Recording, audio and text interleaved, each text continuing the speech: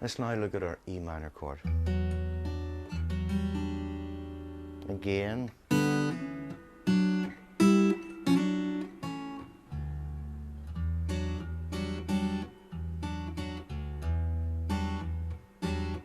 notice I'm running into the E.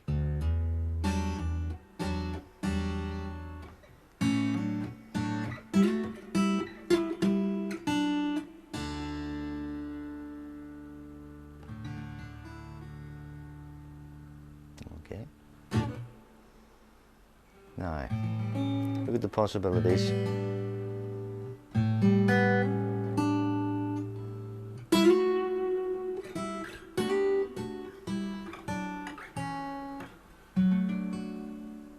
This is our D using the G form, and right under our fingers we've got our intervals.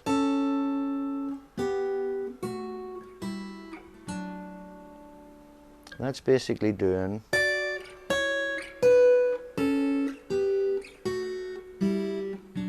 but now we're moving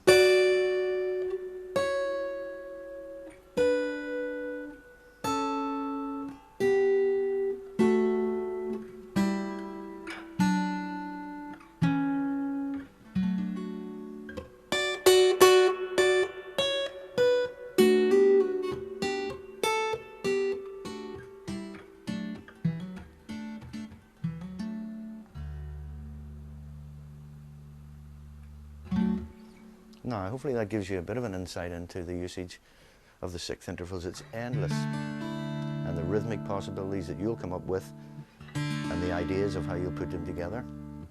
And you mix and match. You don't just play everything totally sixes. They might be coupled with thirds.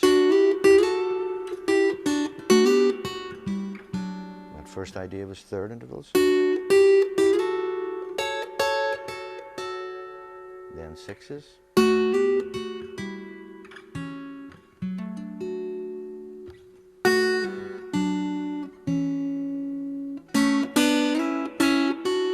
Thirds. Sixes.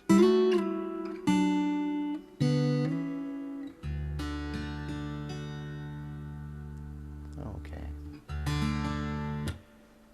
Now we can also use bridging chords. Now this would be chord inversions that we've looked at in previous lessons, but let me just show you one of the most used cliches. We'll play D over F sharp. Now again, the F sharp is going to be here, 4th fret. So this is a nice movement to get from the 1 chord, D, to the 4 chord.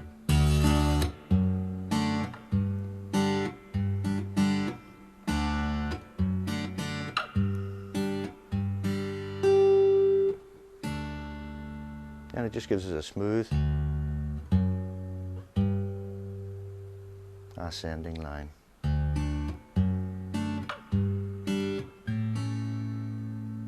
That was a 1-4-5.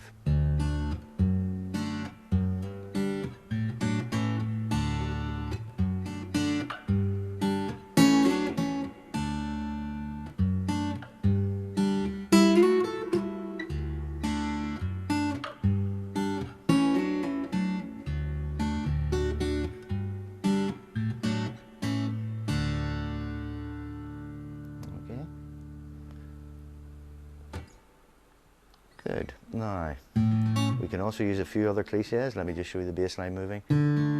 Our D, then we use the C sharp on the bass, down to our B minor. Oops. I'll do that one again for you.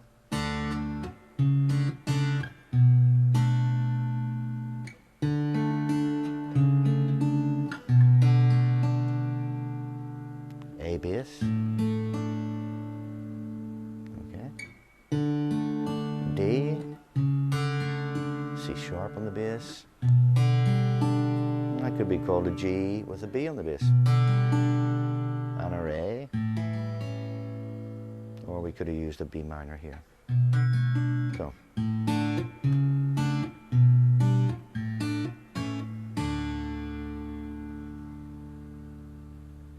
Now, Let me just play a few variations on my own here with just without breaking it down, so that you can get some idea of how you can put it together.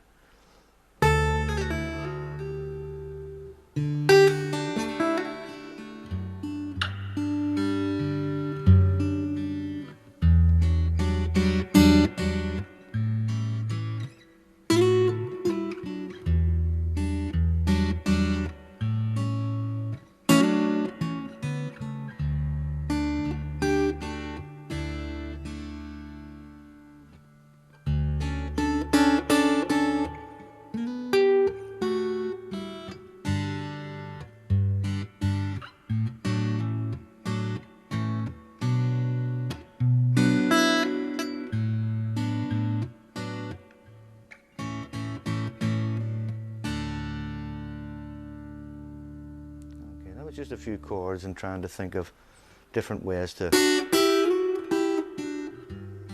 link them.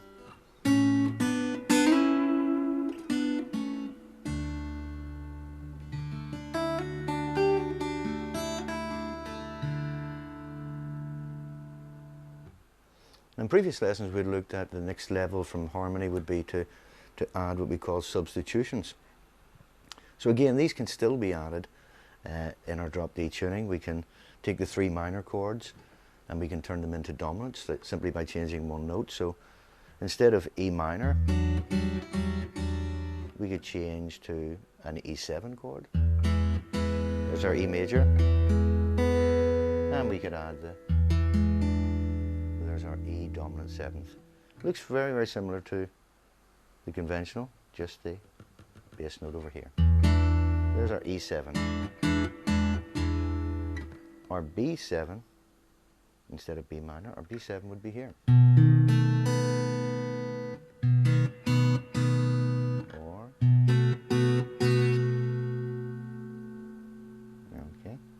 And our F sharp 7, now instead of this, we would simply change the bass note. So remember all your progressions. You might have a 1,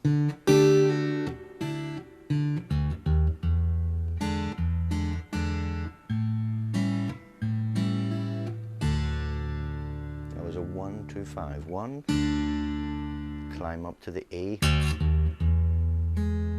E7, A7, 1.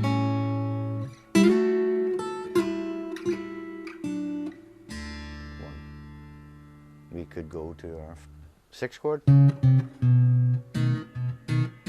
2,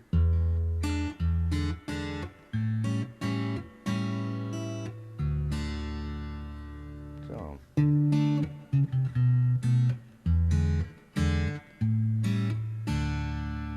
all the cliches we had before.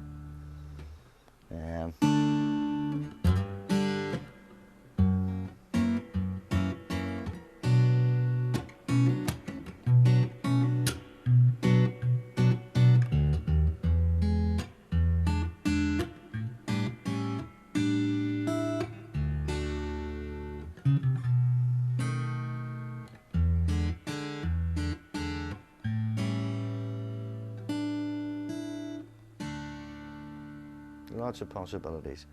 And all the conventional shapes that we know on the neck can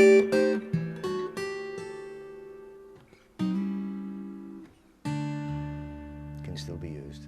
In other words, with the B7 I can use, or you can use, any of the 5 forms that you already know. Just change the bass note. There's lots of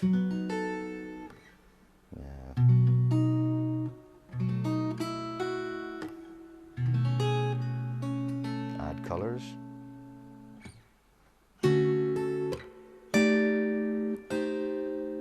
E minor, A7th. Try always to think of a melody. What do you want to hear on the top?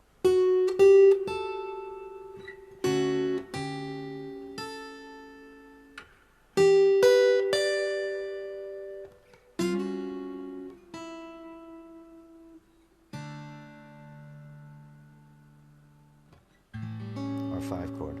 Another nice 5 chord would be the G with an A bass. And again, if we explore this, we can look for notes that are in the scale.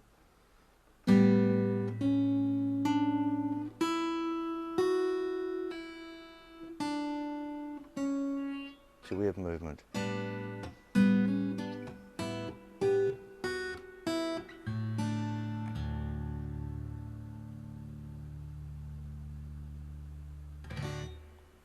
Good.